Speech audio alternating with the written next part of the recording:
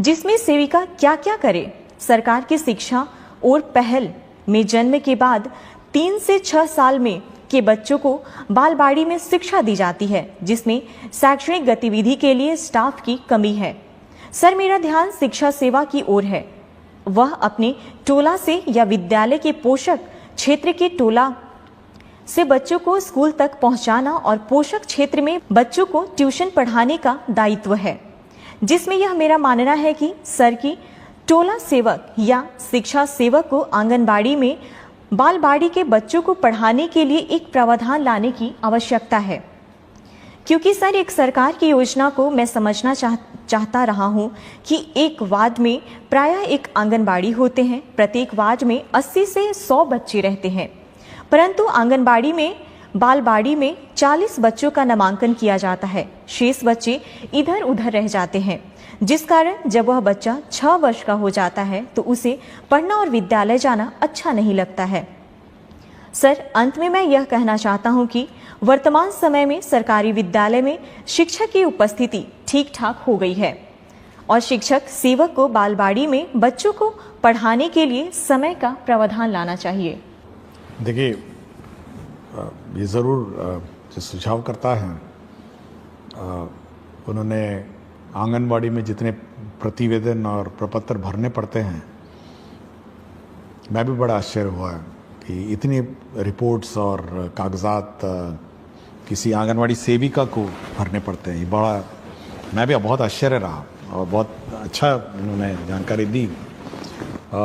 हम लोग का ये जो कार्यक्रम है उसमें ये है कि जितने भी हम लोग आंगनवाड़ी के बच्चे हैं वो तो आंगनवाड़ी में पढ़ते हैं, 40 बच्चे जैसे कहा, और बाकी बच्चों को प्री स्कूल के रूप में जो प्राइमरी स्कूल है उसमें रखने का प्रावधान है। और हम लोग ने शुरू ही किया अभी कि जितने भी नॉन आंगनवाड़ी, जो आंगनवाड़ी में बच्चे नहीं हैं, उनको प्ले स्कूल के रूप में प्राइमरी स्कूल में रखा जाए, और जिसको कहते हैं प्री प्राइमरी, और उसमें रखने के बाद 2 साल रखने के बाद फिर वो बच्चे अपना स्कूल में आ जाएंगे।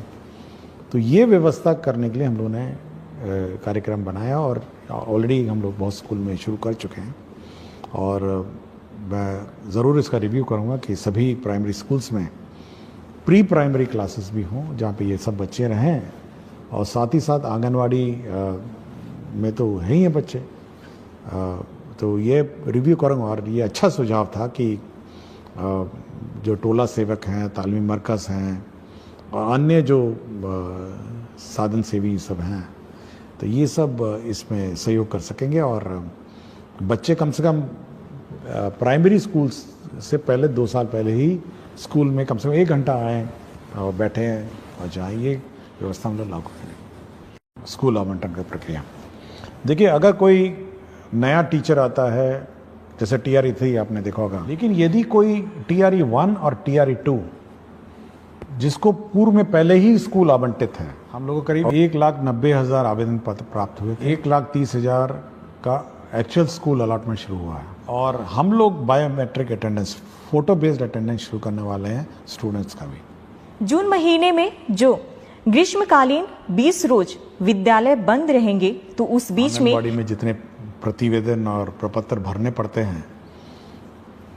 मैं भी बड़ा आश्चर्य हुआ कि इतनी। नमस्कार, मैं श्रेया। शिक्षा की बात हर शनिवार के इस साप्ताहिक कार्यक्रम में आप सभी शिक्षक प्रेमियों का हार्दिक स्वागत करती हूँ। हर शनिवार की तरह एक बार फिर आप सभी शिक्षकों के द्वारा पूछे गए सवालों के साथ हमारे बीच मौजूद हैं शिक्षा विभाग के अपर मुख्य सचिव doctor S Siddharth sir. Sir, बहुत बहुत स्वागत है आपका। सर, आज का जो सबसे पहला सवाल है जिला पुरुषों के ट्रांसफर से संबंधित है। नमस्कार SCS सर, मेरा प्रश्न अंतर जिला पुरुषों के ट्रांसफर से संबंधित है। पिछले एपिसोड 13 में सर आपने कहा था कि केवल अंतर जिला महिलाओं का लिस्ट आना बाकी है, तो क्या अंतर जिला पुरुषों का ट्रांसफर नहीं होगा, और अगर होगा तो कब तक उम्मीद कर सकते हैं? देखिए, आपको जानकर ये होगा कि आज हम लोगों ने करीब 1,30,000 टीचर्स का हम लोगों ने विद्यालय में पोस्टिंग की प्रक्रिया शुरू की है। हम लोगों को करीब 1,90,000 आवेदन पत्र प्राप्त हुए थे और 1,30,000 का एक्चुअल स्कूल अलॉटमेंट शुरू हुआ है। ये पूरी प्रक्रिया करीब 15 दिन लगेगा और डीओ सब इसी में लगे हुए हैं। डीओ को ये काम दिया गया है और कर रहे हैं। ये बात मैंने कभी नहीं कहा कि पुरुषों का स्थानांतरण नहीं होगा। और जैसा कि आप आंकड़ों से देखते हैं कि करीब इसमें भी हम लोगों ने करीब 8 से 9 हज़ार पुरुषों का नाम इसमें शामिल किया है, पुरुष टीचर। देखिए, जब भी स्थानांतरण किया जाता है तो 2-3 बातों का बहुत ध्यान रखा जाता है। इतनी बड़ी संख्या एक तो है, 1,90,000 है और आवेदन पत्र हैं। हम लोग 2-3 चीज़ें देखते हैं। पहले तो है वैकेंसी होनी चाहिए, जहाँ पे टीचर मांग रहे हैं वहाँ वैकेंसी होनी चाहिए। और दूसरा ये देखते हैं कि जो हमारा इंटर डिस्ट्रिक्ट जो स्टूडेंट टीचर रेशो है, मतलब जो छात्र और टीचर अनुपात है, उसको भी हम लोग ध्यान देते हैं। अभी तक जो ट्रांसफ़र हुए हैं करीब वो 1,30,000 का जो जिला आवंटन किया गया है, अगर उस आंकड़े को देखेंगे तो आपको आश्चर्य होगा कि ऐसे भी जिले हैं जहां 20 छात्र पे एक टीचर हैं और ऐसे भी जिले हैं जहां 44 छात्रों पे एक टीचर हैं। तो आप देखिएगा पूरे राज्य में कितना, मतलब इस अनुपात में भी अंतर आ गया है कि एक तरफ 20 छात्र पे एक टीचर हो गए, एक तरफ 44 छात्र में टीचर हो गए। भाई इस कारण से हुआ है क्योंकि जो टीचर उन जिलों में थे जहाँ पे 44 छात्र पर टीचर थे, वो सब ऐसे जिलों में चले गए हैं जहाँ पे पहले ही टीचर बहुत ज़्यादा थे। तो एक तो हम लोगों को ये मेंटेन करना पड़ता है। पूरे राज्य का औसतन है 30 छात्र पर टीचर हैं। तो हम लोग को ये नियंत्रण रखना पड़ता है कि ऐसा ना हो कि अचानक एक जिला ऐसा हो जहाँ पे 10 छात्र हो जाएंगे एक टीचर पे। और जैसे ही ये ट्रांसफर्स होते हैं, देखिए एक चीज़ आपको सभी को सोचना भी चाहिए कि जहाँ से टीचर हटते हैं वहाँ स्कूल बंद भी होने लग जाते हैं। मतलब क्योंकि टीचर की कमी हो जाती है, जहाँ पे 5 टीचर थे अब 2 टीचर हो जाएंगे, तो स्कूल भी बंद होने लगते हैं। तो एक और जहाँ पे टीचर्स की अपनी व्यक्तिगत समस्याएं हैं, वहाँ पे सभी को छात्रों की भी समस्याओं को समझना चाहिए। मतलब छात्र भी, मतलब जहाँ उसको 5 टीचर आज थे, जैसे ही वो टीचर स्थानांतरण होकर चले जाएंगे उसके बाद 2 टीचर बच जाएगा और वही 5-6 क्लासेस जो हैं वो अब 2 टीचर पढ़ाएंगे। तो कितना कठिनाई छात्र को होगा। तो ये सब देखते हुए हम लोग करते हैं। फिर भी हम लोगों ने 1,30,000 टीचर्स अकोमोडेट किए हैं। और सबसे ज़्यादा जो हम लोग का प्रेशर है, जो सबसे ज़्यादा टीचर्स का स्थानांतरण का जो दबाव है, वो है पटना जिला में। और पटना जिला में इतना ज़्यादा दबाव है, ऐसा लगता है जैसे, मतलब एक अनुमान हम कहेंगे कि 15,000 टीचर जो हैं और पटना की तरफ जिला का ऑप्शन दे चुके हैं। तो इतनी बड़ी संख्या में जैसे ही 15,000 टीचर हम लोग अकोमोडेट करने की कोशिश करते हैं, तो आप अनुमान लगा सकते हैं कि मतलब स्टूडेंट और टीचर रेशो पूरे राज्य का कितना मतलब अजीब हो जाएगा। तो हम लोग कोशिश कर रहे हैं। हम लोग जहाँ जहाँ पुरुषों ने मांगा, जहाँ पर वैकेंसीज थी, जहाँ जहाँ टीचर्स कम थे, हम लोगों ने वहाँ जिलों में पुरुषों को भी हम लोगों ने अकोमोडेट किया। अभी उनके इनबॉक्स में दिख नहीं रहा होगा, 1-2 दिन में वो भी पुरुषों में भी दिख जाएगा। तो धीरे धीरे जैसे जैसे वैकेंसीज आती जाएंगी या हम लोग को दिखने लग जाएंगी, हम लोग करेंगे। तो मैंने कभी ये नहीं कहा कि पुरुषों का नहीं करेंगे। हम केवल यही एक कंस्ट्रेंट है कि हम लोग शिक्षक छात्र अनुपात देखते हैं और वैकेंसी देखते हैं, और जैसे जैसे होगा। लेकिन टीचर्स को भी समझना चाहिए कि छात्रों पर क्या गुजरती है और कितना कष्ट हमारे छात्रों पर होता है। सर, अगला सवाल है, आदरणीय अपर मुख्य सचिव, शिक्षा विभाग पटना बिहार, ज्ञातव्य है कि आपके द्वारा गठित समिति के निर्देशानुसार पिछले अप्रैल माह में लगभग 17,000 के आसपास शिक्षकों के स्थानांतरण हेतु जिला आवंटित कर दिया गया है, परंतु विद्यालय आवंटन की प्रक्रिया अभी भी अपूर्णता की ओर है। महोदय, अनेकानेक शिक्षक व शिक्षिका के पुत्र व पुत्री का नामांकन नए सत्र में नए विद्यालय में होने हैं। विद्यालय आवंटन की प्रतीक्षा में टकटकी लगाए बैठे अनेक शिक्षक व शिक्षिका अपने पुत्र पुत्री और प्रतिपाल्य का नामांकन नहीं करा पा रहे हैं। महोदय से विनम्रता पूर्वक अनुरोध है कि जिन शिक्षक व शिक्षिका का जिला आवंटन हो चुका है उन्हें यथाशीघ्र विद्यालय आवंटित कराने की महती कृपा करे। आपका ही अपना सेवक।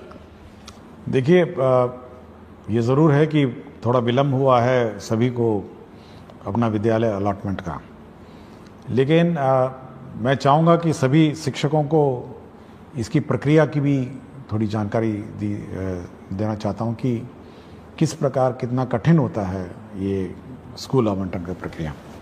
देखिए, अगर कोई नया टीचर आता है, जैसे TRE 3 आपने देखा होगा, हम लोगों ने प्रखंड मांगा और सबको अलॉट कर दिया।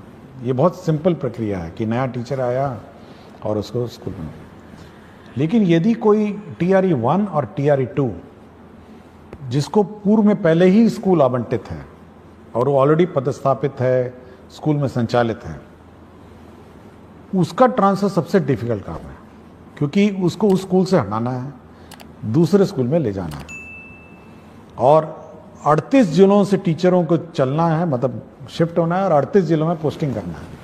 मतलब आप अगर उस शीट को देखेंगे, जब शीट देखते हैं तो बिल्कुल भयावह दिखता है कि 1,90,000 टीचर जो पूर्व में किसी व्यवस्था से पोस्टेड थे और अपने अपने जिलों में पोस्टेड थे, कोई भी ऑर्डर से, जिस भी ऑर्डर से हो, रैंडम कर दिया गया हो या अन्य है, उस पूरी व्यवस्था को जब हम लोग फिर एक बार रिकैलकुलेट करते हैं और ऑप्शन के हिसाब से 1,90,000 अभ्यावेदन में से हम लोग करीब 1,30,000 हम लोग निकाल पाए हैं।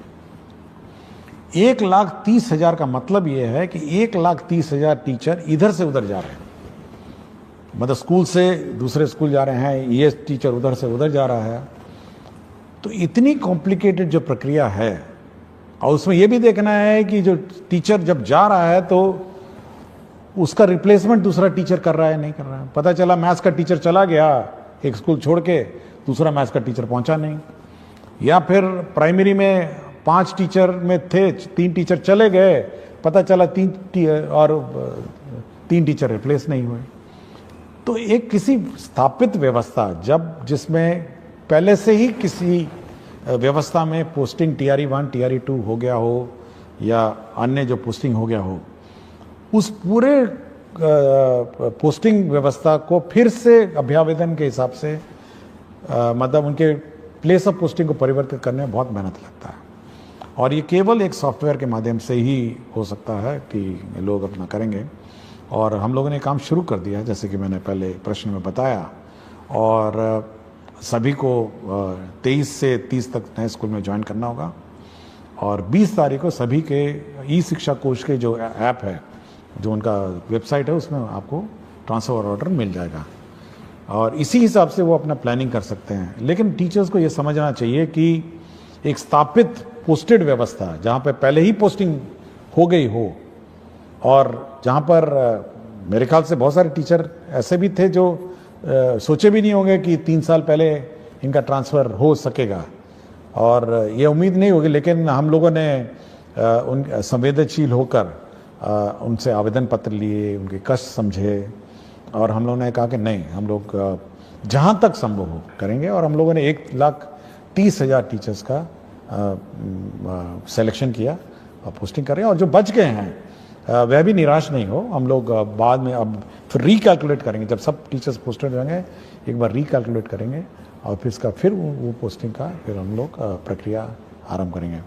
और मैंने ये भी कहा है कि जो छूट गए हैं किसी कारण से, पूर्व के TRE 1 TRE 2 और सक्षमता हो, वो अपना एप्लीकेशन विड्रॉ भी कर सकते हैं और रीअप्लाई कर सकते हैं, ये मैंने कहा है।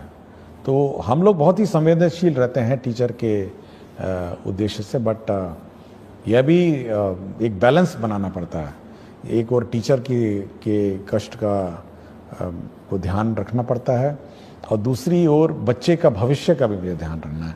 वो ज़्यादा इम्पोर्टेंट है मेरे लिए। बच्चे का 2 करोड़ बच्चे को टीचर मिले, उनको पढ़ाने वाला टीचर मिले, वो हमेशा वो चिंता में रहती है। टीचर का ट्रांसफ़र बड़ा आसान काम है, लेकिन बच्चे को एक शिक्षक देना ये बड़ा डिफ़िकल्ट काम है। तो ये बैलेंस बनाकर हम लोग चलते हैं, इसलिए टीचरों को निराश नहीं होना चाहिए। सरकार संवेदनशील है और मैं चाहूँगा कि वो लोग सभी टीचर्स नए पदस्थापन स्थान पे जब जाएंगे तो नए बच्चों को पढ़ाएंगे और उनका भविष्य देखेंगे। सर, एक अनिल कुमार सिंह, प्रभारी प्रधानाध्यापक, आदर्श बालिका +2 उच्च माध्यमिक विद्यालय रामगढ़ से हैं। कहते हैं, एसीए सर को सादर प्रणाम। आपका व्यक्तित्व संवेदनशीलता और शिक्षा में सुधार के प्रति आग्रह प्रेरित एवं प्रभावित करता है। सर, मेरे 2 सवालों में प्रथम सवाल है कि क्या विद्यार्थियों को डीबीटी के माध्यम से राशि उपलब्ध कराकर बाजार से किताबों की खरीद की व्यवस्था की जा सकती है? सर, मेरे विद्यालय को पीएम श्री विद्यालय बना दिया गया है। दूसरा प्रश्न इसी से संबंधित है कि विभाग पीएम श्री विद्यालयों की व्यवस्था के संदर्भ में विभाग क्या सोच रखती है? देखिए, पहले किताबें छपती थी और विलम्ब होता था, और ऐसा भी हुआ कि सत्र शुरू हो गया, नवंबर में जाके किताबें में मिली हैं कुछ सालों में। लेकिन फिर सरकार ने सोचा कि चलिए डीबीटी कर देते हैं। देखिए, डीबीटी एक बहुत बड़ी समस्या है। एक तो किताबें मिलना बाजार में, और समय पे इतनी सारी किताबें मिलना, मतलब आप समझ सकते हैं 2 करोड़ बच्चे हैं और बच्चों को किताब नहीं मिली, बाजार में भी किताब उपलब्ध नहीं हुई, पब्लिशर्स ने प्रिंट नहीं किया, और बड़ी ख़राब किस्म की क्वालिटी की किताब मिली। ऐसे भी हुआ कि बच्चे पुरानी किताबें इधर उधर से बोरो करके लिए। लेकिन अब ये व्यवस्था है कि किताबों की छपना की प्रक्रिया जो है वो परिवर्तित हो गई है। आप देखेंगे, हम लोगों ने, अब कल ही मेरी समीक्षा हुई, और हम लोगों ने 1 अप्रैल 2025 में जो किताबें दी जानी है उसकी छपाई पर निर्णय अब कल ही हम लोगों ने ले लिया कि कल हम लोगों ने कहा कि नहीं, एक प्रक्रिया आरंभ की जाए और वो 1 अप्रैल 2026 में बंटनी है।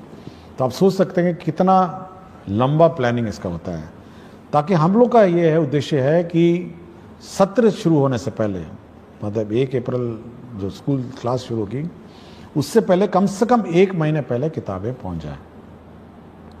और इस बार चुनाव भी है बीच में, तो इसलिए हम लोगों ने जल्दी शुरू किया है कि किसी प्रकार का व्यवधान ना हो, समय पे किताबें छप जाएं, ताकि 1 अप्रैल 2026 में ये किताबें, नई किताबें मिल जाएं। और साथ ही साथ जो किताबों में परिवर्तन भी करना है, रिवीजन हर साल होता है, तो इस साल किताबों का रिवीजन भी शुरू हो गया है। और करीब हम लोग को लगता है कि सितंबर 1 से किताबें एक्चुअली प्रिंटिंग शुरू हो जाएगी और किताबें पहुंचने लग जाएंगी स्कूल में करीब जनवरी, फरवरी, मार्च में।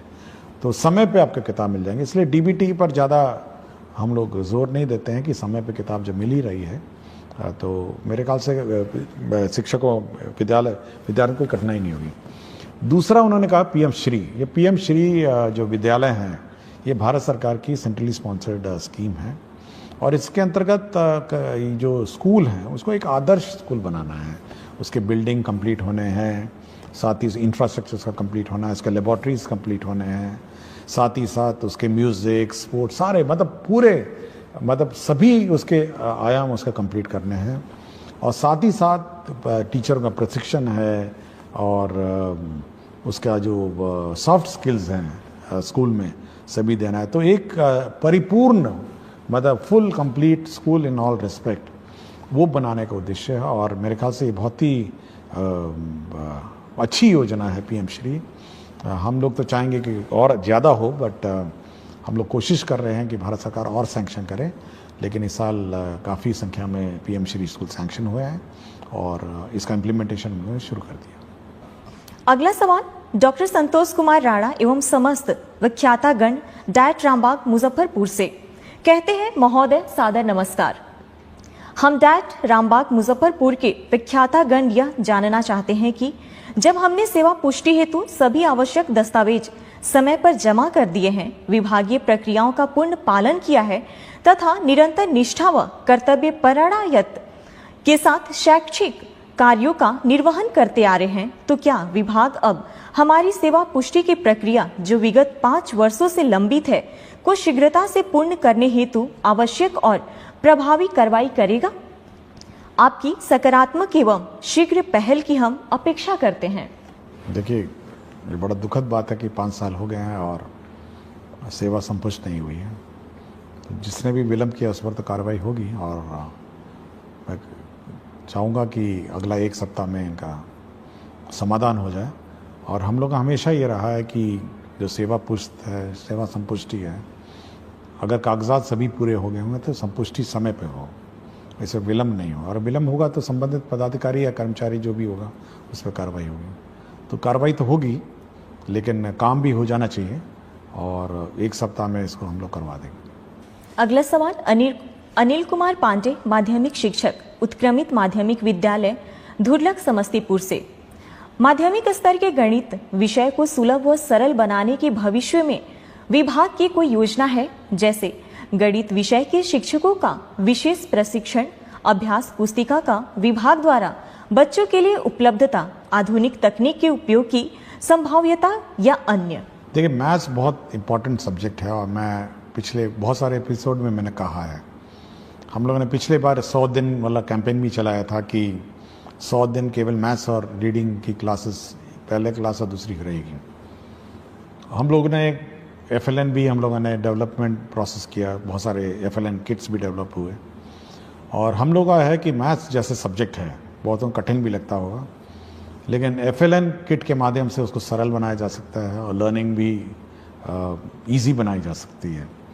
और मैं पिछली बार जब SCRT में एग्जीबिशन में गया था तो बहुत अच्छे इनोवेटिव FLN किट्स भी थे जो मैथ्स से संबंधित थे, केवल मैथ्स से संबंधित थे। और मैं चाहूँगा SCRT इसको प्रचार प्रसार करे और टीचर्स का ट्रेनिंग दे, और टीचर्स के ट्रेनिंग में कम से कम ये FLN किट्स कैसे मैथ्स पढ़ाए जाएं इस पर विशेष ध्यान दें। और साथ ही साथ SCRT में भी हम लोग इस बार जो टीचर्स ट्रेनिंग का जिस साल का सत्र है उसमें FLN और मैथ्स और रीडिंग एबिलिटीज़ बच्चों में कैसे डेवलप की जाए, इस पर ट्रेनिंग पे हम लोग जोर देंगे। सर, अगला सवाल भूपेंद्र कुमार त्रिपाठी, मध्य विद्यालय कर्मा, गुरारू गया, BPSC TRE 2 द्वारा चयनित गणित विज्ञान का शिक्षक है। महोदय, आपका ये हर शनिवार का संवाद करना काफी सराहनीय है और हमें आपसे जुड़ने और आपको सुनने का मौका मिलता है, जिससे पूरा शिक्षक समाज काफी लाभान्वित होता है। महोदय, बिहार में ट्यूशन की वैल्यू इतनी ज़्यादा है कि बच्चे स्कूल ना आकर वहां जाते हैं, और सबसे बड़ी विडंबना यह है कि सरकार को मालूम है कि काफ़ी सारे ट्यूशन टीचर स्कूल के समय में ही क्लासेस चलाते हैं। इस वजह से काफ़ी बच्चे स्कूल नहीं आते। इस पर सरकार कोई कार्यवाही क्यों नहीं कर रही है? मैं पिछले साल से अब तक कई बार गाँव में जाकर और पेरेंट्स टीचर मीटिंग करके लोगों को समझा चुका हूँ, परंतु अभी भी बहुत सारे बच्चे रेगुलर स्कूल नहीं आते हैं। इसके लिए सरकार क्या कदम उठाएगी? देखिए, पिछले एपिसोड में मैंने कहा था कि जो ट्यूशन है, स्कूल अवधि में कोई भी सरकारी स्कूल में नामांकित छात्र ट्यूशन में नहीं जाए, और सरकारी शिक्षक उस अवधि में ट्यूशन में क्लासेस नहीं ले सकते हैं। यह पूर्ण रूप से प्रतिबंधित, और यह भी प्रतिबंधित है कि कोई भी सरकारी शिक्षक ट्यूशन नहीं पढ़ा सकते हैं, ये बिल्कुल प्रतिबंधित है। और यदि कोई शिक्षक जानबूझ के और इस मतलब जबरदस्ती या जानबूझ के इस रूल का उल्लंघन करता है कि मतलब वो सरकारी शिक्षक जो है वो किसी ट्यूशन क्लास मतलब ट्यूशन कोचिंग सेंटर में पढ़ाएगा, तब तो उस पर कार्रवाई हो जाएगी। उसका काम ये है कि जो हमारे स्टूडेंट हैं, सरकारी स्कूल में स्टूडेंट हैं, उनको पढ़ाएगा। यह बिल्कुल अलाउड नहीं है कि कोई भी सरकारी टीचर किसी कोचिंग सेंटर में पढ़ाएंगे। ये मैं बिल्कुल स्पष्ट कर दिया हूँ, और इस संबंध में हम लोग स्पष्ट निर्देश भी देंगे। और कोई कंप्लेंट आएगा तो उस पर तो कार्रवाई हो जाएगी, क्योंकि यह हम लोग नहीं चाहते हैं कि एक कोई स्टूडेंट मतलब यह देखे कि अपना टीचर ही जब चला गया ट्यूशन पढ़ाने तो वो भी चला जाएगा, नहीं, स्वाभाविक है। तो यह पब्लिक को भी अलर्ट होना है और बाकी टीचर्स को भी अलर्ट होना है कि किसी भी परिस्थिति में सरकारी शिक्षक ट्यूशन नहीं पढ़ाएंगे, और सरकारी स्कूल में जो नामांकित छात्र हैं वह ट्यूशन सेंटर में नहीं जाएंगे ट्यूशन अवधि में, मतलब सॉरी जो स्कूल अवधि में। स्कूल का अवधि के बाद वो अपना ट्यूशन जहाँ लेना लें, और प्राइवेट टीचर अपना जो पढ़ाना पढ़ाएं, वो हमको कोई आपत्ति नहीं। लेकिन ये बिल्कुल बहुत ही स्पष्ट है, और हम लोग biometric attendance photo based attendance शुरू करने वाले हैं स्टूडेंट्स का भी। तो जल्दी जैसे लौटेंगे अपने समर वेकेशन से, तो स्टूडेंट्स का बायोमेट्रिक अटेंडेंस भी हम लोग कंपलसरी कर देंगे। तो यह हम लोग यह टॉलरेट नहीं करेंगे कि स्टूडेंट्स क्लास मिस करें, क्लास से गायब रहें, अन्यथा कहीं घूम रहे होंगे। ये बायोमेट्रिक अटेंडेंस स्टूडेंट्स का भी हम लोग समर वेकेशन के बाद शुरू कर देंगे। सर अगला सवाल है। नमस्कार एससीएस सर, मैं राशिद आलम यूएमएस भीमाइन खैरा जमुई में उर्दू टीचर के रूप में कार्यरत हूँ। सर मेरे स्कूल में उर्दू के स्टूडेंट हैं, उर्दू में पढ़ाई भी होती है, लेकिन एग्जाम के क्वेश्चन पेपर उर्दू सब्जेक्ट का नहीं आता है। मजबूरन संस्कृत सब्जेक्ट का एग्जाम लेना पड़ता है। कृपया इसका सॉल्यूशन कीजिए। नहीं, ये बिल्कुल गलत है और मैं ये चेक करूँगा कि उर्दू का पेपर क्यों नहीं गया। उर्दू का अगर पढ़ाया जाता है तो उर्दू का पेपर जाना चाहिए, संस्कृत का पढ़ाया जाता है तो संस्कृत जाना चाहिए। ये बिल्कुल गलत है कि उर्दू पढ़ के संस्कृत लिखेगा या संस्कृत पढ़ के उर्दू है, नहीं, ये गलत, बिल्कुल गलत। और जहाँ पर भी लापरवाही हुई है मैं इसको चेक करूँ। सर अगला सवाल नरेश कुमार निराला जिलाधिकारी से पुरस्कृत विशिष्ट शिक्षक आदर्श प्राथमिक विद्यालय केवला से। कहते हैं, जी नमस्कार सर, शिक्षा की बात शनिवार मेरा प्रश्न है कि वर्ष 2007 में हजारों नवसृजित प्राथमिक विद्यालय खोला गया और सैकड़ों प्राथमिक को उत्क्रमित कर मध्य विद्यालय बनाया गया, जो काफी सराहनीय कार्य रहा। अभी भी बहुत से ऐसे पंचायत है जहां नवसृजित प्राथमिक विद्यालय खोलने की अति आवश्यकता है और ऐसे कुछ प्राथमिक विद्यालय भी हैं जिसे उत्क्रमित कर मध्य विद्यालय बनाने की जरूरत है। कई ऐसे उच्च माध्यमिक विद्यालय 7 वर्ष पूर्व बनकर तैयार है, लेकिन अभी भी उस भवन में कक्षाएं संचालित नहीं हो रही है। जैसे सुपौल जिला के छातापुर प्रखंड के उत्क्रमित उच्च माध्यमिक +2 विद्यालय भीमपुर का 3 मंजिला भवन, जो लगभग 7 वर्ष पूर्व बनकर तैयार है, लेकिन आज भी उसमें पढ़ाई नहीं हो रही है। सरकार और विभाग नए प्राइमरी स्कूल खोलने और कुछ प्राइमरी स्कूल को मध्य विद्यालय में उत्क्रमित करने और भवन बने उच्च माध्यमिक विद्यालय में कक्षा संचालित करने पर क्या विचार रखती है? देखिए, जो स्कूल की बात कर रहे हैं जहाँ बिल्डिंग बन के तैयार है और संचालित नहीं हो, मैंने डीओ से बात की और डीओ ने कहा कि क्योंकि जिस कारण से जब हेडमास्टर को आदेश दिया गया था उसने वहाँ अपना स्कूल शिफ्ट नहीं किया, जिसके कारण से डीओ पे जो हेडमास्टर है उस पर कार्रवाई भी हुई। और मेरा बिल्कुल स्पष्ट है, जो डीओ ने कहा कि वहाँ पे पानी जमता है या रोड का कोई इश्यूज है, उसने बहुत सारे कारण बताए, तो मैंने उसको स्पष्ट कहा है कि सोमवार से स्कूल शुरू हो जाना चाहिए और सोमवार से क्लास का संचालन स्कूल में हो जाना चाहिए। मैंने बिल्कुल स्पष्ट कहा है और अगर नहीं होगा तो मैं डीओ पे कार्रवाई कर दूँगा। तो ये बिल्कुल स्पष्ट है कि अगर स्कूल बनकर तैयार होगा तो शुरू हो जाना चाहिए और क्लास से शुरू हो जानी चाहिए। कोई कारण नहीं होना चाहिए कि वहाँ स्कूल नहीं हो। दूसरा है कि हम लोग अभी भी बहुत सारे कई जगह दिखते हैं कि प्राइमरी स्कूल का अभाव है। अभी हाल ही में मैं नवादा गया था, तो जो कोडरमा का बॉर्डर है, ज़िले हैं पहाड़ों पे, कुछ लोग वहाँ से आए थे और वो अपने गांव में प्राइमरी स्कूल की मांग कर रहे थे कि भाई हमारे यहाँ स्कूल होना चाहिए। तो ऐसे सब क्षेत्र जहाँ पे प्राइमरी स्कूल पहाड़ी इलाके हैं और जहाँ पे 1 किलोमीटर से कम दूरी वाले क्षेत्र हैं, तो हम लोग उस जितने भी ऐसे रिमोट लोकेशंस हैं और जहाँ पर प्राइमरी स्कूल नहीं है, तो जो सरकारी नॉर्म है, हम लोग का सरकारी नॉर्म है और हम लोग का सरकार का लक्ष्य है कि प्राइमरी स्कूल्स हों और जहाँ पर भी बच्चे ज़्यादा हैं या हर पंचायत में हम लोगों ने ऑलरेडी हाई स्कूल में उत्क्रमित कर दिया है और कोशिश करेंगे कि प्राइमरी स्कूल को भी हम लोग कम से कम मिडिल स्कूल में उत्क्रमित करेंगे। सर अगला सवाल कहते हैं, मेरा नाम संतोष कुमार, ग्राम पोस्ट सरौनी कला, थाना बिहारीगंज, प्रखंड ग्वालापारा, मधेपुरा जिला से हूँ।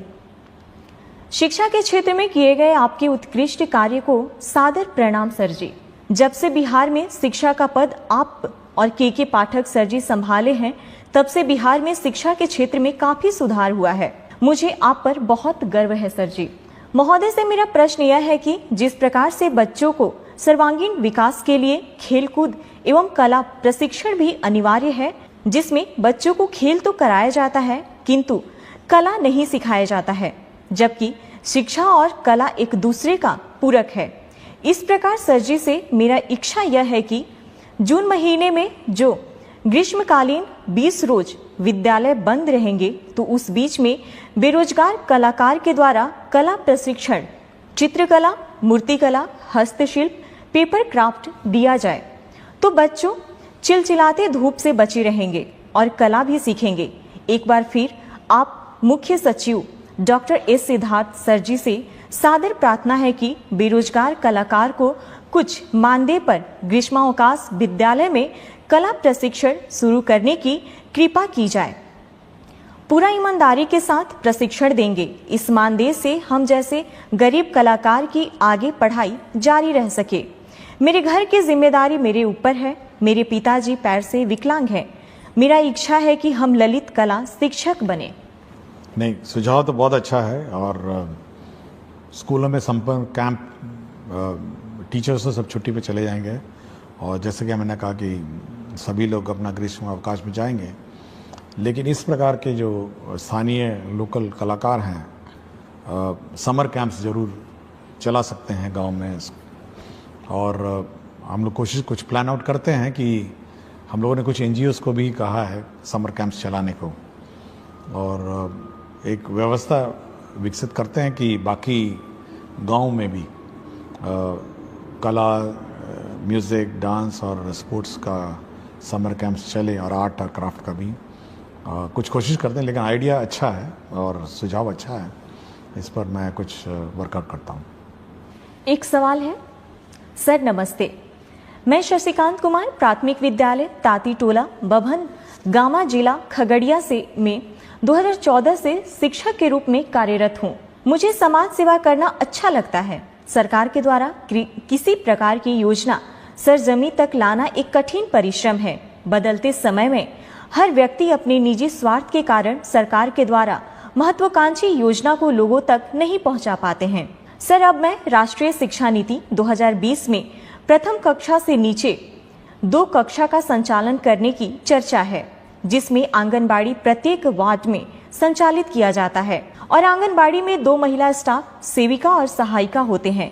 छोटे बच्चों का प्रथम स्कूल आंगनबाड़ी ही होते हैं, परंतु मध्यम वर्ग के बच्चे प्ले स्कूल जाते हैं। आंगनबाड़ी में 2 महिला स्टाफ, सेविका और सहायिका का कार्य।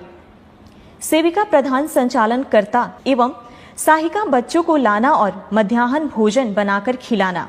सेविका द्वारा 16 से 20 पंजी का संधारण करना होता है। स्टाफ उपस्थिति पंजी, अन्नप्राशन पंजी, गोद भराई पंजी, भंडार पंजी, टीकाकरण पंजी, सामाजिक बैठक पंजी, दूध वितरण पंजी, राशन वितरण पंजी, बालबाड़ी बच्चा उपस्थिति पंजी, विवाह पंजी, विवाह, मृत्यु एवं जन्म पंजी, महिला मंडल बैठक पंजी, सर्वे पंजी, निरीक्षण पंजी, वजन पंजी, मुख्यमंत्री कल्याण कन्या उत्थान योजना पंजी, प्रधानमंत्री मातृ वंदना योजना पंजी, जिसमें सेविका क्या क्या करे। सरकार की शिक्षा और पहल में जन्म के बाद 3 से 6 साल में के बच्चों को बालबाड़ी में शिक्षा दी जाती है, जिसमें शैक्षणिक गतिविधि के लिए स्टाफ की कमी है। सर, मेरा ध्यान शिक्षा सेवा की ओर है। वह अपने टोला से या विद्यालय के पोषक क्षेत्र के टोला से बच्चों को स्कूल तक पहुंचाना और पोषक क्षेत्र में बच्चों को ट्यूशन पढ़ाने का दायित्व है, जिसमें यह मेरा मानना है कि सर की टोला सेवक या शिक्षा सेवक को आंगनबाड़ी में बालबाड़ी के बच्चों को पढ़ाने के लिए एक प्रावधान लाने की आवश्यकता है, क्योंकि सर एक सरकार की योजना को मैं समझना चाहता रहा हूं कि एक वार्ड में प्रायः एक आंगनबाड़ी होते हैं। प्रत्येक वार्ड में 80 से 100 बच्चे रहते हैं, परंतु आंगनबाड़ी में बालबाड़ी में 40 बच्चों का नामांकन किया जाता है। शेष बच्चे इधर उधर रह जाते हैं, जिस कारण जब वह बच्चा 6 वर्ष का हो जाता है तो उसे पढ़ना और विद्यालय जाना अच्छा नहीं लगता है। सर, अंत में मैं यह कहना चाहता हूं कि वर्तमान समय में सरकारी विद्यालय में शिक्षक की उपस्थिति ठीक ठाक हो गई है और शिक्षक सेवक को बालबाड़ी में बच्चों को पढ़ाने के लिए समय का प्रावधान लाना चाहिए। देखिए, ये ज़रूर जो सुझाव करता है उन्होंने आंगनवाड़ी में जितने प्रतिवेदन और प्रपत्र भरने पड़ते हैं, मैं भी बड़ा आश्चर्य हुआ कि इतनी रिपोर्ट्स और कागजात किसी आंगनवाड़ी सेविका को भरने पड़ते हैं। ये बड़ा, मैं भी बहुत आश्चर्य रहा और बहुत अच्छा उन्होंने जानकारी दी। हम लोग का ये जो कार्यक्रम है उसमें ये है कि जितने भी हम लोग आंगनवाड़ी के बच्चे हैं वो तो आंगनवाड़ी में पढ़ते हैं, 40 बच्चे जैसे कहा, और बाकी बच्चों को प्री स्कूल के रूप में जो प्राइमरी स्कूल है उसमें रखने का प्रावधान है। और हम लोग ने शुरू ही किया अभी कि जितने भी नॉन आंगनवाड़ी, जो आंगनवाड़ी में बच्चे नहीं हैं, उनको प्ले स्कूल के रूप में प्राइमरी स्कूल में रखा जाए, और जिसको कहते हैं प्री प्राइमरी, और उसमें रखने के बाद 2 साल रखने के बाद फिर वो बच्चे अपना स्कूल में आ जाएंगे। तो ये व्यवस्था करने के लिए हम लोगों ने कार्यक्रम बनाया और ऑलरेडी हम लोग बहुत स्कूल में शुरू कर चुके हैं। और मैं ज़रूर इसका रिव्यू करूँगा कि सभी प्राइमरी स्कूल्स में प्री प्राइमरी क्लासेस भी हों जहाँ पे ये सब बच्चे रहें, और साथ ही साथ आंगनवाड़ी में तो है ही हैं बच्चे, तो ये रिव्यू करूँगा। और ये अच्छा सुझाव था कि जो टोला सेवक हैं, तालीमी मरकज़ हैं और अन्य जो साधन सेवी सब हैं, तो ये सब इसमें सहयोग कर सकेंगे, और बच्चे कम से कम प्राइमरी स्कूल से पहले 2 साल पहले ही स्कूल में कम से कम 1 घंटा आएँ और बैठें और जाएँ। ये व्यवस्था हम लोग लागू करेंगे।